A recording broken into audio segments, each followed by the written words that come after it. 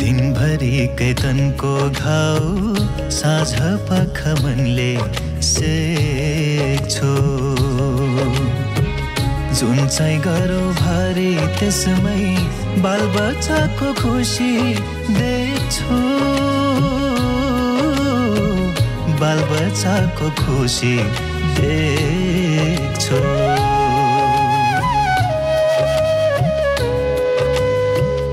आँसुको भेल पहिरो मात्रै कहाँ हो र चाहनामा सल्किनु छ आफ्नै घरको चुलो बाल्ने बहानामा चुलो बाल्ने बहानामा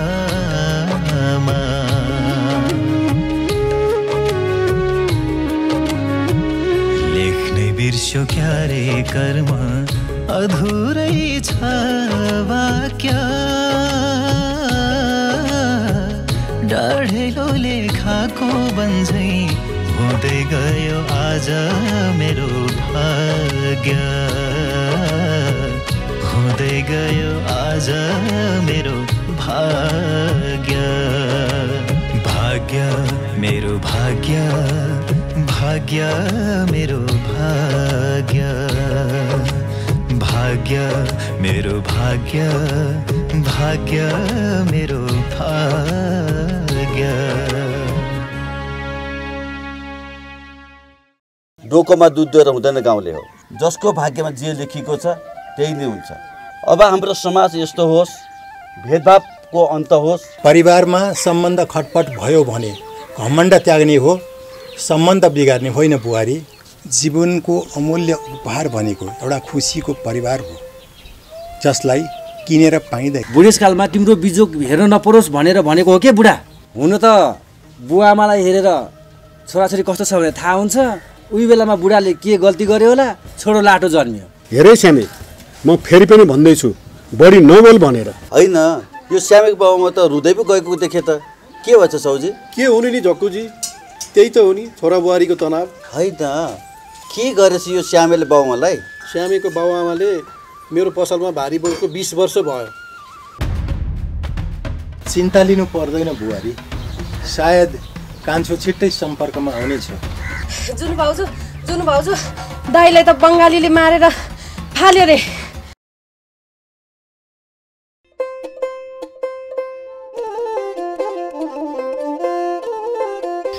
भाउजू दाइ के 2-4 वर्ष के विदेश जानु भएको थियो भाउजू त गहिरो सोचाइमा पो पर्नु भएको छ त के सोचाइ हुनु बाबु दाइ विदेश गएको 2-4 वर्ष भइसक्यो पत्तो छैन त्यही भएर के कुरा खेल्छ यो मनमा कठैभरि मेरो दाइहरू यति राम्री भाउजूलाई छोडेर दाइहरू विदेशमै हराए यो रहर होइन बाबु बाध्यता हो आफ्नो परिवारलाई छोडेर विदेशिनु कसलाई पो रहर हुन्छ र हाम्रो कमजोरी भनेको यही हो के भाउजू अब राम्रो गर्दा भाग्यले गर्यो भन्छन् नराम्रो गर्दा राज्यलाई दोष दिन्छन् विदेश जानुको पीडा त्यो विदेशीहरूलाई थाहा हुन्छ अनि परिवारसँग छुटिनुको पीडा मलाई सोध्नु के बाबु कसले दुःख पायो कसले सुख पायो आफूलाई त्यो थाहा छैन भाउजू खायो ढेँडो हल्दै हिँड्यो ल मलाई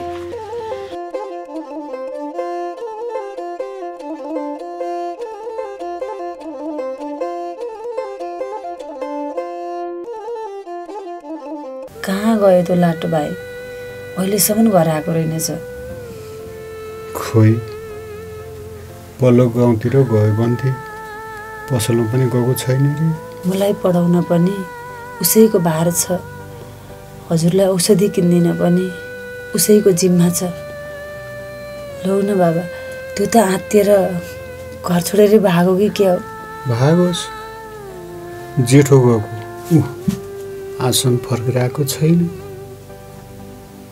त्यो पनि गयो होला त्यो श्यामीले तलमाथि गरेको त होइन होला नि बाबा खोइ के विश्वास दाइले त छोडेर जानुभयो हे ईश्वर मेरो भाइलाई केही नहोस् खोइ आफ्नो भाग्य नै त्यस्तो हो कि दुईटै छोरो लाटो आखिरी दुईटै छोराले छोडेर गयो छोडिदिनुहोस् बाबा, चिन्ता नगर्नुहोस्। जाऊ खाना खाऊ।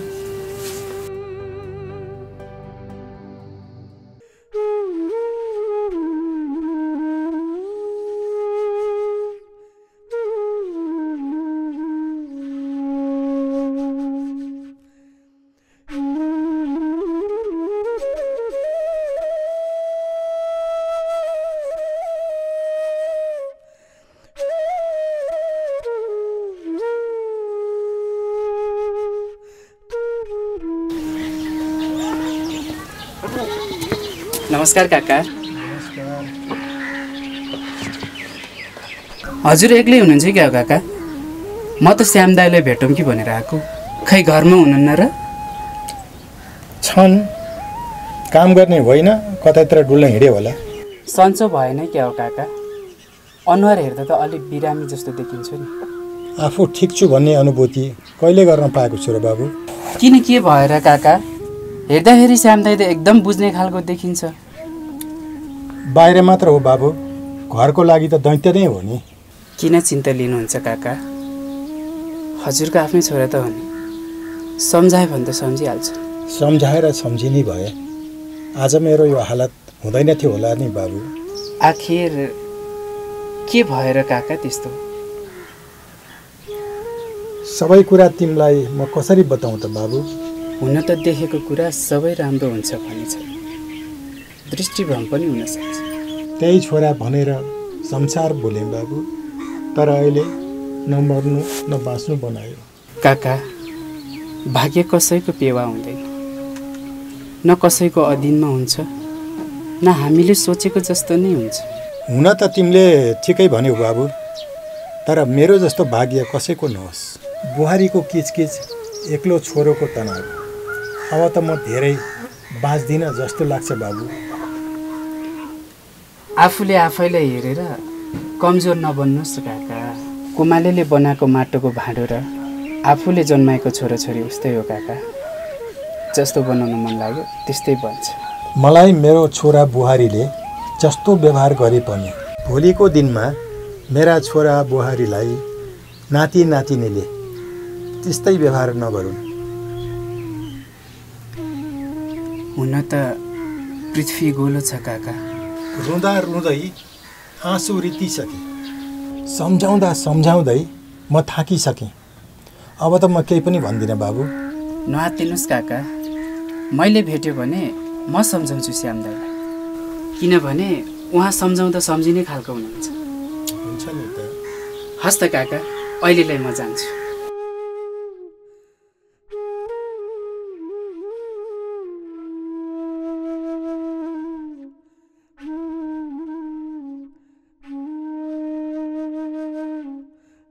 आफ्नो कुर्सी कतिखेर फुत्किन्छ थाहा छैन भाइ।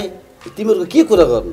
हामी जस्तो युवालाई केही गर्न नसके पनि कमसेकम काम गर्छु भन्नेलाई काम त गर्न दिनुहोस्। यस्तै हो भाइ, यस्तै। चुनावमा करोडौँ रुपियाँ खर्च भएको छ, त्यो त असुल्नु पर्यो नि। तिमीले त मलाई दिँदैनौ होला। त्यो तपाईँको कुरा हो, राम्रो काम गर्नुहोस् न, खर्च किन गर्नु पर्यो? मासुभात बिना कसैले भोट हाल्दैनन्, 2-4 खल्तीमा हालिदिनै पर्यो। ताल परे यस्तो पनि दिनुपर्छ। सबै तपाईँ जस्तो छैनन् नि। म पनि त ठगे कान्छ हो नि नेताज्यू। म पनि कहाँ सित्तैमा काम गर्न सक्छु त हजुर। म पनि जेल बसेको 10 वर्ष भयो, भर्खरै आउँदैछु। तपाईँ नेता भएको 2-4 वर्ष भयो होला। हुलिया हेर्दा त अपराधी जस्तो मलाई अघि नै लागेको छ त। किन भनिहाल्नु भनेर मात्रै नभनेको। म जस्तो बेरोजगारी युवाहरूलाई अपराधी कसले बनायो? तपाईँहरू जस्तो नेताले बनायो। कि हामी जस्ता युवाहरू तपाईँहरूको प्रयोग गर्ने साधन मात्र हो? नात्यो नि भाइ, नात्यो। भर्खर त जेलबाट आसो।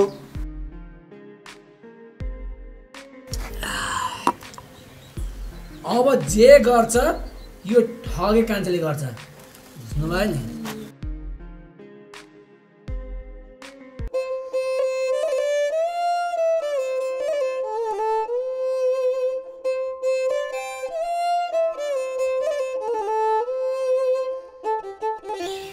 भोक लाग्यो भनेर हतार हतार खाइयो। अब अहिले छोराबुहारी आएर के गर्ने? छोडिदिउँ बुढी, हामीले कमाएर राखेको थियो र पो खान पायो, नत्र तिनीहरूले पनि खान पाउँदैन थियो। बुबा धेरै नकराउनु, छिटो खानु बरु, अहिले आइपुग्ला नि त थाहा पाउनु होला।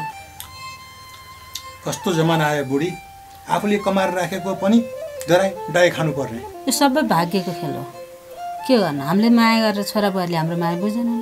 त्यही भएर त हामी पछि परेको नि। राम्रो भए पनि भाग्यको खेल भन्छन्, नराम्रो भए पनि भाग्यको खेल भन्छन्।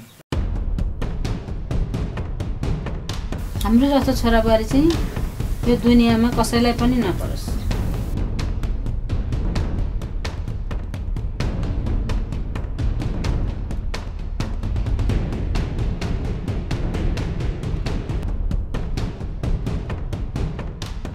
काम गर भन्दा चाहिँ मर्या जुनी फेरा जस्तो हुँदो रहेछ।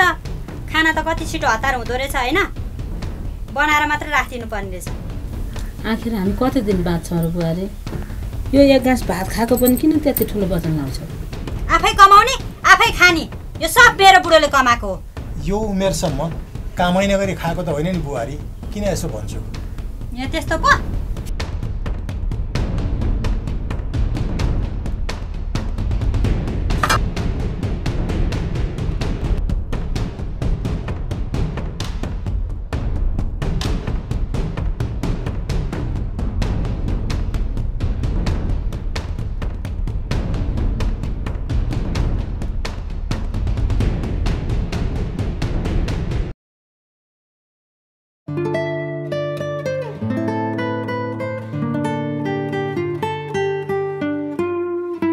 आमा पो आउनुहोस् न, बस्नुहोस् आमा।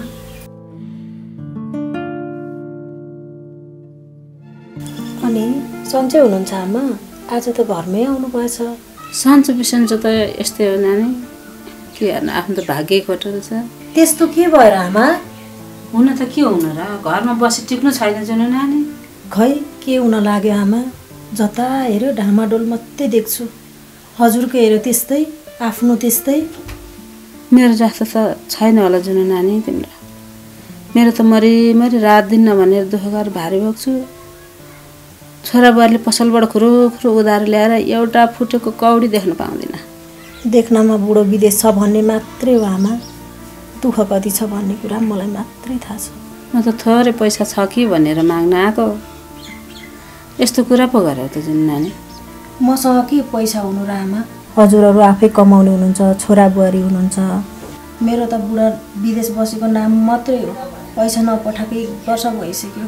बिहान बेलुका छाक टार्नुलाई धौधौ छ आमा। देख्दा मात्रै छोराबुहारी हो जुन नानी, भन्ने बेला खाना त खान दिँदैनन् तिनीहरूले। त्यसो भए म जान्छु जुन नानी। हुन्छ आमा, आउँदै गर्नुहोस् है। हुन्छ।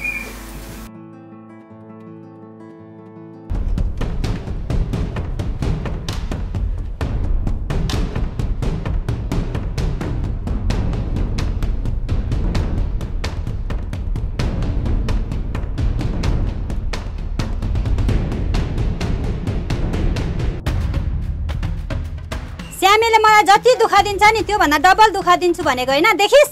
हुन त यो गाउँमा छोरा बुहारी अरूका पनि छन्, तर मेरो बुहारी जस्तो अरू कसैको रहेनछ। अरू कुरा मलाई थाहा छैन, आजदेखि यो घर बस्न पाउँदैन, जानुपर्छ। जा। 10औं पुस्ता बितिसक्यो यो घरमा हाम्रो। अब यो उमेरमा कहाँ जाउँ बुहारी? मसान घाटमा।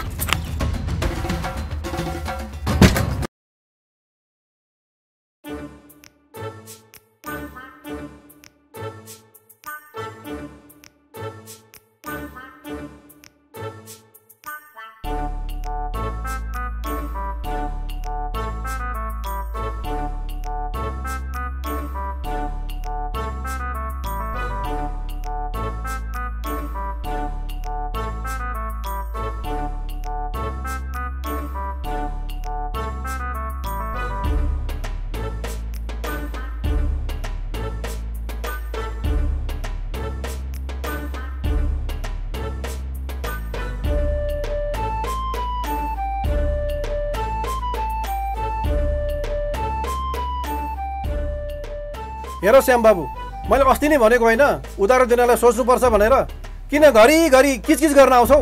एउटै गाउँमा बसेर, त्यो पनि मेरो बुवा आमा यत्रो वर्षदेखि तपाईँको पसलमा काम गरेर उधारो सामान दिनलाई सोच्नुपर्छ विचार गर्नुपर्छ भन्नुहुन्छ। हेर स्याबे, मैले तिमीलाई हिजो पनि भन्थेँ, आज पनि भन्छु र भोलि पनि भन्छु, तिमी आफ्नो कमाइमा रमाउन सिक, बाउआमाको कमाइमा होइन। तिमी जब आफूले बिहे गरेर ल्याएकी श्रीमतीको कुरा सुनेर केही काम नगरिकन घरमै सुती खाने, त्यो पनि बाउआमाको कमाइमा, लाज शरम लाग्दैन? बेलैमा सोच है, सोच बेलैमा, नत्र पछि दुःख पाउला। साउजी, मैले भनेको सामान तपाईँले दिनुहुन्छ कि दिनुहुन्न? यदि दिनुहुन्न भनेदेखि भोलिदेखि मेरो बुवामा तपाईँको बसेर काम गर्न आउनुहुन्न। गोजीमा दाम भएपछि नाथे काम गर्ने मान्छे त कति पाउँछ नि। के को ठुलो कुरा गर्छ श्यामे?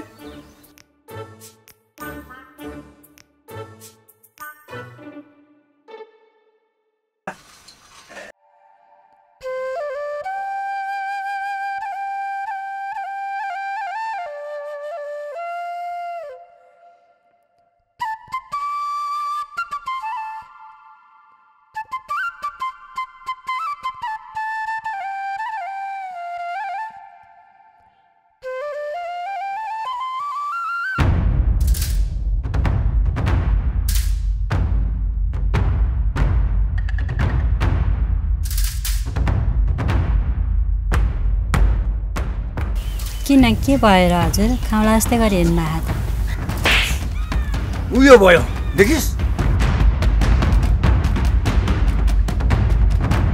अहिलेसम्म मेरो बाउआमाले मलाई एक थप्पड पिटाएको छ नि, तिमीले पिट्यौ है मलाई आज। हेर सिन्की, तिम्रो कुरा मान्दाखेरि गाउँभरि हिँड्न सक्नु भएको छ भनेपछि बाउआमाको कुरा सुनेर मलाई कुटारेछ होइन?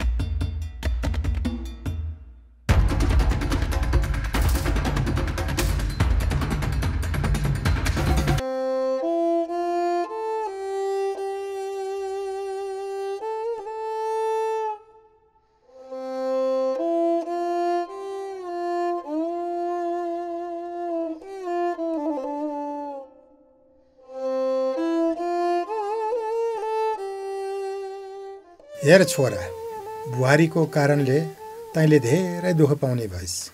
के गर्नु त, बाबुआमा भन्दा श्रीमती नै प्यारो छ उसलाई। हामीले भने उसले कहाँ टेर्छ र? बाबा मम्मी, म सिन्कीको कुरा सुनेर बिग्रेको छु भनेर मलाई राम्रोसँग थाहा छ। थाहा पाएर के गर्यौ त छोरा? आफूले ल्याएको श्रीमतीको कुरा सुन्छौ र जन्मदिने बाबुआमालाई दुःख दिन्छौ। बाबु, कति दुःख गरेर तिमीलाई हुर्काएँ। अहिले तिमीले गरेको व्यवहार देख्दा साह्रै मन रुन्छ मेरो। हिजोको दिनमा के भयो त्यो कुरा छोडिदिनुहोस्। अबको बाँकी दिनमा मेरो बाबा र आमाको आँखामा कहिले पनि म आँसु देख्न चाहन्न। एकछिन हाम्रो अगाडि मिठो बोलेर हुँदैन बाबु।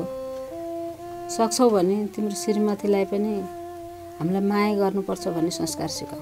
एकछिन त हो नि, अहिले बुढी आएपछि लुत्रुक्क परिहाल्छस्। ईश्वरलाई पूजा गर्न हृदयबाट पूजा गर्ने हो बाबा।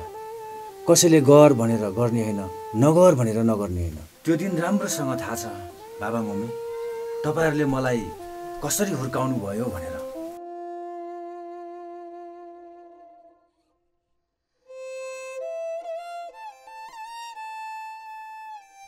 नगर्नु सङ्गत गरिहालिस् यो ठगी कान्छासँग। तर मैले जे भन्छु तैँले पनि त्यही मान्नुपर्छ, हुन्छ? भइहाल्छ नि ठगी कान्छा। तिम्रो र मेरो माया यो लाली गुराँस जस्तै गरी कहिले पनि नहोइलाओस् न। जाबो यति कुरा पनि सोधिबस्नु हो त ठगी कान्छा।